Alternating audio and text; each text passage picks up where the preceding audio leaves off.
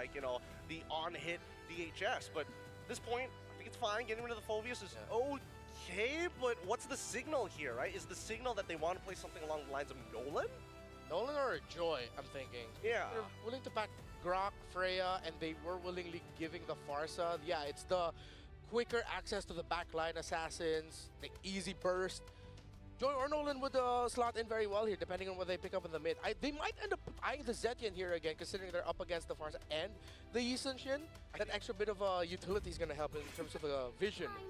Gwyn. Okay, it was either Gwyn or Lear Mord here. Gwyn or Lear Mord would have been okay. Oh, this is so scary because now Aurora, if you're going with potential counter picks, and now that they've seen that the Gwyn is gone and Leomore might actually be open, they might not have to get rid of the Badang. But at the same time, the displacement is annoying when you want to get on top of RBL. Granger, the ban. Yeah, it's the one I considered, but I thought Aurora would think that maybe SRG would want to pick up the carry over the Granger, considering that they have the Uranus. But maybe SRG just, they will end up having the damage to deal with this Euro pick. So they're going to need a few more bodies to really help sustain, but in terms of the position, there's nowhere to put it in. They can't go like utility jungle anymore. They have to go with something for damage. It's clear. I think they pick Yum's hero here first, and then again, as their modus has been this whole series, protect Innocent, reveal later on where this Esmeralda goes at red 5. What would be a good support at this point? What can you actually go for? You need something that peels, you need some kind of CC. Kalia was still open this entire time, but it can be a dangerous game. You got a Farsa combo, so at least there's a, you know, 1-in-1 pickoff. That's a crowd control too. Bit of a reaction there by Yums. Hopefully that didn't mean he accidentally picked the Kalea. Maybe they're just laughing around about something. Yeah, good to see them in good spirits, despite the rocky start to this series. Now we're gonna find out what goes in mid and what finally Tianzi picks up. Because again, after game 2, I'm sure he's just as eager to get back into the game. I like the Joy here. Good. I'm trying to remember whose voice line that was. Yeah, I wouldn't launch. Alunox. Ooh, close range. Ooh, they need oh, they're still gonna be going for all dive, yeah. Yeah, that makes a lot of sense. Yeah. They have some way to scale a secondary win condition, a good means to punish the front line against their opponents, and then the Leomord finally at the end. Okay, so both of them have let out picks that they've been banning consistently. Aurora finally gets a Leomord, meanwhile, Stormy finally gets his Farsa. Innocent, what are you gonna pick? Is it gonna be a carry or a fighter? CC has been banned. Sora's out of here. Did you just carry or Claude? I think you just take Claude. Yep. At this point, just call it a day, pick Claude, and Innocent just play perfect. You'll win us the game. Which, I mean, isn't a tough task for Innocent. Asking Innocent to play perfect is like asking any of us to breathe. It's like, yeah, sure. I'm thinking it's still a fighter side lane. It looks like it is. X-Borg is round 2. Final pick. Oh, and I like it because there's really no one to force him to do a little front flip. Yep. Yeah. I mean, No one quickly. No, you know what I mean? It's very honest. I mean, the Freya potentially can break it open, but it really just goes down to 2 things. Who's going to get the first blood of this game? Who gets first turtle? That's going to tell us everything we need to know, because the counter index is still leaning towards the side of Aurora, and even their lineup rating is better. Yeah, early to late potential, even damage, survivability, pushability leads just a little bit more towards Aurora. But fire off in the comment section wherever you're watching. Who do you think has a better lineup here? SRG or Aurora? Real quick, Gideon, SRG Aurora. SRG for me. Leo? Oh, I'm on behalf of all of the fans calling them Bizim Çocuklar Aurora. Man, you are learning Turkish fast this broadcast. Welcome to game number 3. Mirko and Trex, I'm gonna loop you in. What do you guys think about the draft? Thank you so much, panel. Yeah, I don't know. I really like that expert pick. That's number 1. And also, the reason we don't see carry or Claude is because Aurora Gaming wanted the carry Claude. They wanted to have the Freya to go up against that. It's a really good matchup for the Freya. I think if they went Claude, it would have been cooked. If they went Claude, I definitely think they would have been cooked. I was expecting something maybe like a Ruby to kind of slow down the enemies. It goes great with the YSS, but still the X-Borg is phenomenal against all of these fighters, all of these divers. My worry for SRG is, yes, they have some CC, they have some crowd control, but is it going to be enough to kind of stiff-arm the possible dive from Aurora Gaming? If Aurora Gaming can pounce correctly in these fights, that's going to be their objective here, right? Definitely. They need to find those big sets, and honestly, Pagu, whenever he's on the Grok, it just seems like it's inevitable. They have the mid-prio as well. Remember the matchup head-to-head that we were talking about last game? Lunox now is 4-0 against the Farsa, thanks to Stormy and SRG's comeback in game number 2. So Rosa definitely, you know, trying to tear a page out of Selangor Red Giants' book, but also, this is a very similar composition to what we saw on the Swiss stage. Alter Ego beat Aurora Gaming with the Freya Leomord in their first match at M7. Tienzi. Tienzi being aggressive. This is what I was wondering. Are we going to see Aurora Gaming get as aggressive as they were in the past? Purple buff does go into the hands of Tienzi. Out comes the Phantom Steed. Stormy going to try to get involved here. Doesn't have level 4. Tienzi re-engages. Just as aggressive as he was on the Assassins as he is now on this Leomord. A fighter is an assassin with more HP, baby. And he's got Barbiel, you know, even more mobility, technically. So, hey, if we're talking about... Well, hold on, they want to just keep on going. They're bullying these guys again, dude. Not level 4. This is a free turtle for sure. But if we're talking Leomord, the first guy to do it technically was him, and I was at M4 actually. Way back. Incendio Supremacy days. Right? Yes, sir. Yes, sir. The big Tigreal Barbiel play. Yep. And yeah, it's free turtle. Sigiboom's right there, but they will be able to use the last insanity for Innocent to get away there. Oh, interesting. They even commit a feather airstrike there, trying to take away the gold camp, but now it's again just Tienzi walking up, stealing camps away. Really trying to suffocate Skies in this matchup. Phantom Steed knows there's no flicker on Stormy. Well, Rosa's got his back, but Tienzi, and this is the thing, he knows not to fully commit sometimes. He'll use the ult, he'll use the punctures, but look at the damage on it. Innocent not gonna be able to get away from this one. Rosa with first blood. That's the thing about using the last insanity defensively. It takes a while for you to get the Farago armor back, especially in the early game here. So Aurora Gaming, really good punish up top. The rotation was clean, and even just the feint there with Tienzi already using Phantom Steed, it puts Selangor Red Giants into a false sense of security. They were like, oh, there's no way they would dive. You know, the Phantom Steed is down. That airstrike does come down, but Tienzi doesn't care. He just wants his purple. You said they were denying. They are starving Sekais right now. Yeah. More damage lands on a Cram. Cram trying to come help out, but Aurora Gaming got what they came for. They quickly back off. Lunar going to be able to use the Consecration, go through this tower to safety.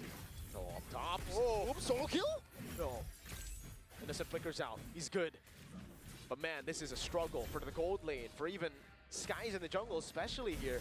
A level down, Sigibu still trying to pressure, trying to threaten Innocent with a solo kill. Takes two turret shots, just safe. Go, man. About that life. It's all about my that boy. Right there. You're my boy. Let it be that way, right? For the most part in game number 1 and game number 2, Sigiboom did Boyd Innocent. Like, Innocent was his boy for the most part. That's how we're going to refer to it now. It's the son. Yes. All right. Did he steal the order? Oh, Sekai's deleted. Rosa takes the kill. Nice Tsunami Slam, but it's just for you. He's trying to get away, and he dashes under the tower. Lunar looking for another. Rosa with the double kill. Falling Star Moon does land on a 4, but just to commit to his own possible death. Aurora Gaming, 3rd game in a row, controlling the early game. Turrets do not exist for Aurora Gaming in game number 3. Tienzi, I don't know if my eyes deceive me, but I believe Tienzi, he let Barbiel steal the orange, bro. This guy's couldn't even handle that, and then right as Barbiel got mounted by Mr. Tienzi, it was all done. Skies saw black and white. My horse is hungry, yo. Let's eat Barbiel real quick. That's my boy over there. He's hungry for a random monster in the jungle, man. Oh my goodness. Cram in the bottom lane here. No way to get away. Cram gonna go down as well. Rosa 4-0 in 1. The Thorn Queen puncturing through the cracks of SRG. A nice Tsunami Slam will get caught up. Lunar taking out Innocent, able to get the kill. SRG finally putting one on the board. All right, but it's still just Lunar right now. Pagu's doing so much. And look at Sigiboom, dude. He's free farming up top on a Freya. Take a look at his items real quick right now. He's actually not that far ahead, Phantom Steed. Oh my God, Yooms taking way too much damage. Rosa is unstoppable. Another kill falls into the hands of Tienzi. Make it a tower next. An orange buff. Once again, Aurora Gaming's taking it all. Bro, Tienzi's crazy with it, man. Barbiel just doesn't stop. Now they go up top, they go for the siege. This comp should be bad at sieging, but they don't care. You know, this is a very similar draft of what SRG did previously with the with the full fighter composition, able to get a win in the Swiss stage. Aurora Gaming have been watching SRG. They are ready for this series. Yeah, they truly are, man. They've really read SRG out. I think even in the drafts from game number 1, stealing the Sora, and the CC game number 2, stealing the Sora, almost getting it done, but Innocent still performing on the CC. Then here, it's a dive on Skies. Can they do it? Tsunami Slam! Oh, does not connect though. Purify, able to get him to safety. Rosa able to get away. Feathered Airstrike just to keep Aurora Gaming at bay. So the question on our minds though, yes, they're winning again in the early game, but can they close it out? Because that's where they fell short last time. Yeah, that's really the big question right now. And the thing is, if you look at it again, Selangor Red Giants do have good wave clear. They have really good high ground control.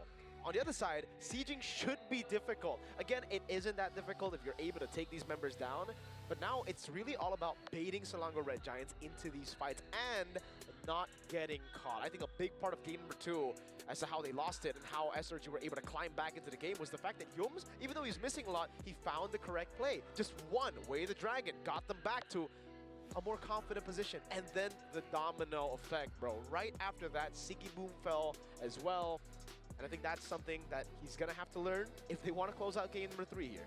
Yeah, they got to know how to approach it, right? They need to stay aggressive, but also not too aggressive, right? It's a very thin line there that they have to be able to tiptoe. What I will say for loco ese. Don't get too loco, Holmes. I will say this. Carlito, calm down, man. Calm down. Don't do it again. Aurora Gaming in control here.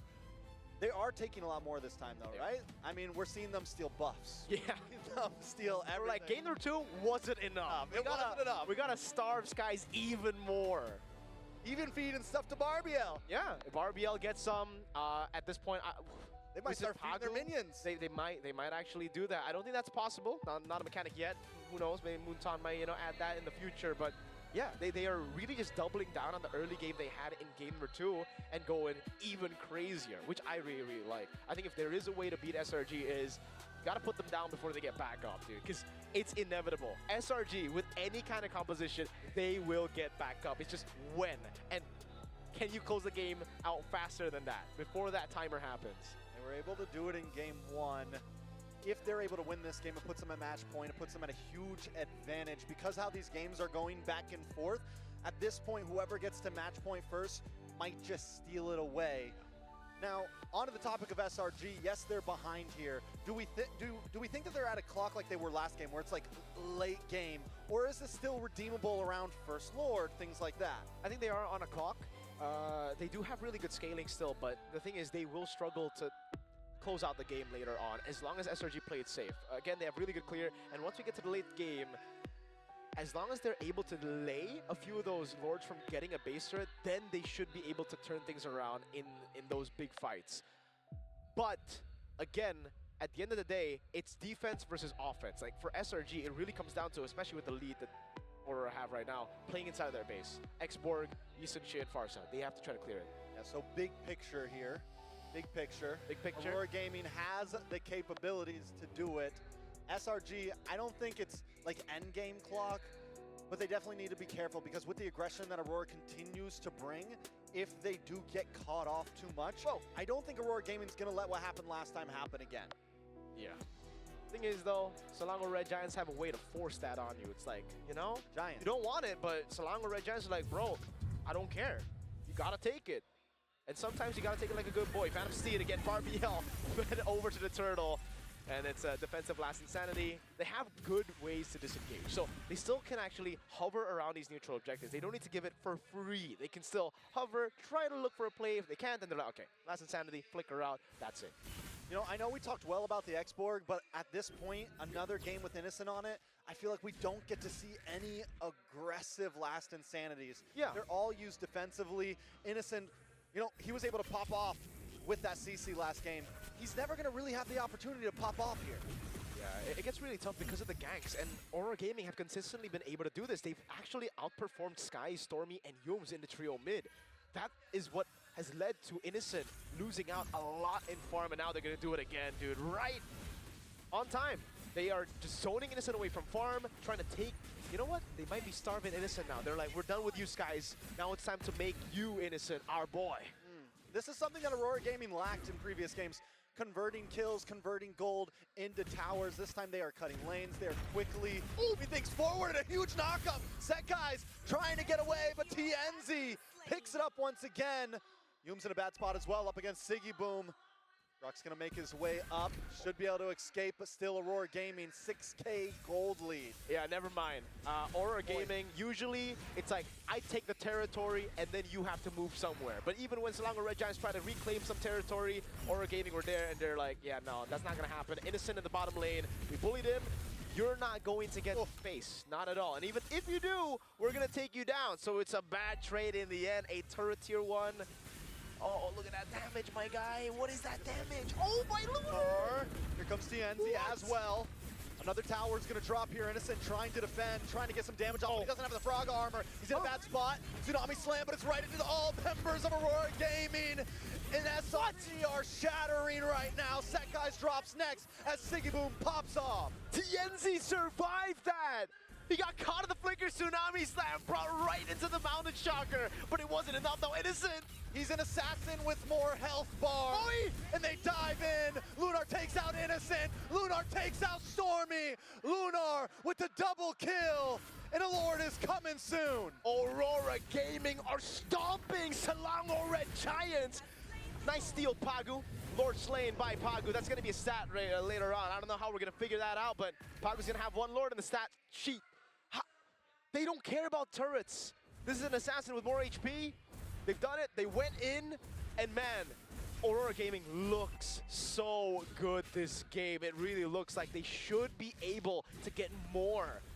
But remember, wave clear is still really good. Again, flicker tsunami slam right into the mountain shocker, and Tienzi's just sitting there saying, nah, bruh. I'm an assassin with more HP, bro. I'm an assassin with more HP, You're bro. my boy. And then Uranus Lunar is just like, yeah, I'm Uranus, yo.